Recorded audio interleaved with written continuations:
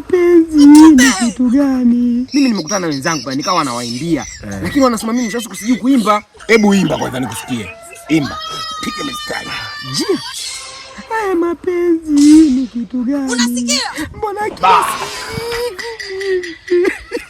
mama ya game over. Wewe umetendwa huko unaletea mazo yako kwangu hapa. Wewe unaimba unatwanga. Katafute hela mwewe. kweli hapo ingine jini aze. Umekuaje kadi nimetendwa? Leo kazi ipo. Mpaka ndio nitajadija hapo, unasikia? Toka. Wewe mpumbavu. Wewe shetani kweli.